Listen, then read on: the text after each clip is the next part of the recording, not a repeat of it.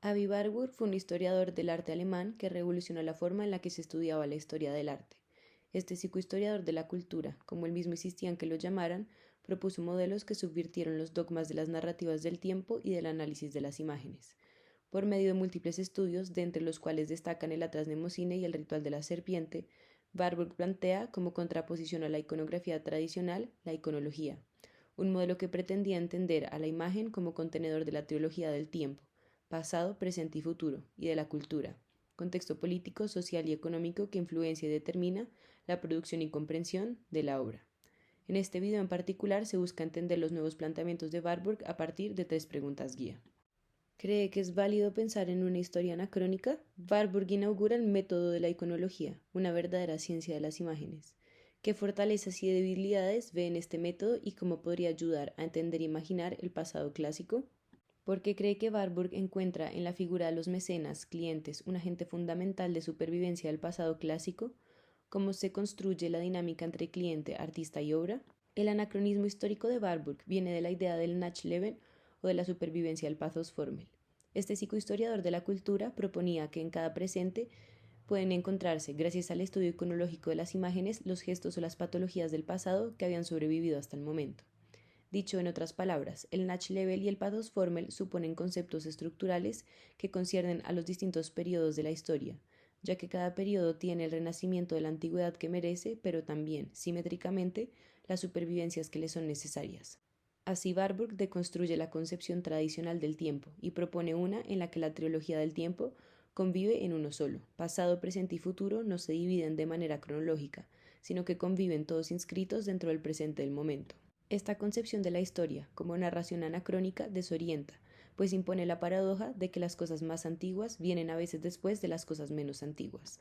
El Nachlevel, por lo tanto, confunde a la historiografía y la transforma en un concepto de tejidos y de nudos de antigüedades, de presentes y de propensiones al futuro. Es por esto que la supervivencia termina por anacronizar la historia de las imágenes y la vuelve en una historia de fantasmas, es decir, de supervivencias, latencias y reapariciones mezcladas con el desarrollo de los periodos y de los estilos. Vida, muerte y renacimiento, progreso y decadencia, los términos puestos en circulación desde Vasari no bastan ya para describir la historiosidad sintomática de las imágenes. Se necesitan nuevos términos como apariciones accidentales, síntomas o malestares en la evolución. En la actualidad, esta fascinación por el anacronismo heredado de Warburg puede ser visto como un síntoma de insatisfacción hacia el entendimiento tradicional de la historia del arte. En su momento, el propio Warburg había experimentado este tipo de insatisfacción. Es por esto que propone una apertura y un desplazamiento frente a los límites propios de la disciplina. Ese conjunto de coordenadas positivistas, autor, fecha, técnica e iconografía, ya no eran suficientes, pues las imágenes para Warburg eran el resultado de movimientos que provisionalmente se habían sedimentado y cristalizado. Una serie de movimientos que obligan a pensar a la imagen como un momento energético o dinámico que hace que la historia del arte adquiera otro tiempo, un tiempo anacrónico, compuesto por una amplia red de tejidos que relacionan lo particular con lo universal, pero también el pasado, el presente y el futuro, una concepción del tiempo no lineal que es igual de válida a las maneras tradicionales de entender la historia. Avi Warburg logró transformar la forma de estudiar de la historia del arte.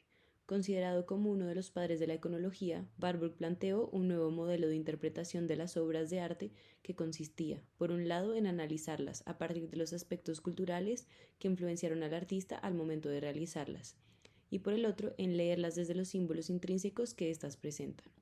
Según Warburg, cada representación visual oculta las influencias que la produjeron, y es a partir de sus vínculos con otras y de su comparación lo que permite divisarlas.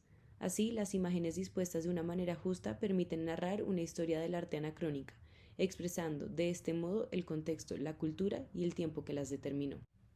Para Warburg, en efecto, la imagen constituye un fenómeno antropológico total, una cristalización, una condensación particularmente significativa de lo que es la cultura, una totalidad que puede estudiarse desde los análisis iconológicos.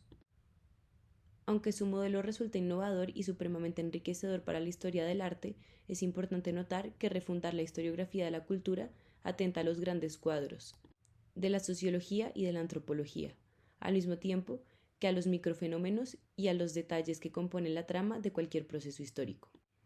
Es así que pueden revelarse los hilos que unen lo individual y lo pequeño con los movimientos mayores del devenir humano, que precisamente influencian y determinan la creación y la lectura de las imágenes. Pensar entonces la obra de arte como un producto antropológico, como lo plantea la iconología, es comprender que ésta funciona como cristal de la cultura, como contenedor de dinámicas sociales, políticas, económicas. Barbour creía que las formas artísticas objetivaban tales influencias, que las condensaban en mecanismos sensibles, aptos para evocar en un discurrir opuesto al del procedimiento habitual de la memoria, los engramas originales y suscitar con ello el recuerdo de experiencias primarias de la humanidad, un factor que permitía entender el tiempo de manera anacrónica. El arte, por tanto, contenía la potencia para despertar las fascinaciones características de la magia y colaborar por consiguiente con el repliegue general de los sistemas socioculturales. Para comprender mejor el método de la iconología de Warburg resulta pertinente introducir un ejemplo, la lectura de las dinámicas sociales de la antigüedad clásica desde la supervivencia del pathos formel en imágenes renacentistas. Si tenemos en cuenta lo que se mencionó con anterioridad sobre el anacronismo del tiempo, entendemos que existen ciertos gestos que sobreviven al flujo del tiempo y que, estudiados, permiten determinar la cultura, tanto del pasado como del presente. La supervivencia de las escenas de la vida militar de los emperadores romanos, representadas sobre la tumba de Francesco Sassetti, habla de determinadas dinámicas sociales que sucedían en la antigüedad y que hasta entonces parecían suceder también en el Renacimiento. Es la iconología lo que permite estudiar estos fenómenos, ayudando al historiador a comprender de mejor manera los periodos en los que se producen las imágenes que se consumen. El valor iconológico de estas figuras en grisalla queda claro con lo expuesto hasta ahora. Su contexto es el de los símbolos de energías en equilibrio, de los elocuentes gestos de las virtus romanas, que no han sido admitidos en el estilo realista y sosegado de Ghirlandaio.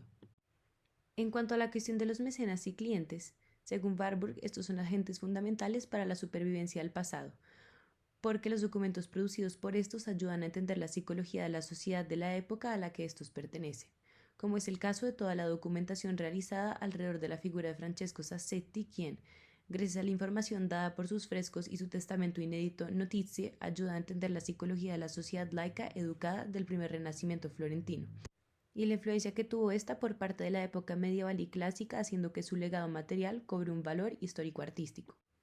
Un ejemplo de esto son los frescos hechos por Ghirlandaio en la capilla de Santa Trinità, que inmortalizaron la figura de Francesco, junto a símbolos e inscripciones cristianos y paganos, franco-flamencos y latinos, pastores nórdicos vestidos a la rústica, y emperadores a la romana, el dios de la Biblia y la diosa Fortuna, David con su onda y el centauro, la muerte de San Francisco y la muerte de Meleagro. Una serie de símbolos vistos en conjunto como polaridad orgánica de la amplia escala de vibraciones de un hombre culto del primer renacimiento. Sassetti proyectó simultáneamente las dos fuerzas opuestas que lo conformaban, la audacia del individualismo humanístico junto con el instinto de autoconservación propio de la consortería medieval y el valor caballeresco, contenido en los distintos símbolos presentes en su tumba. Siguiendo este orden de ideas, Warburg afirma que, en este caso, el artista y el mecenas crean, a partir de una serie de símbolos, una supervivencia de lo pagano, dando con esto origen a una nueva obra que permite comprender la psicología burguesa de la época.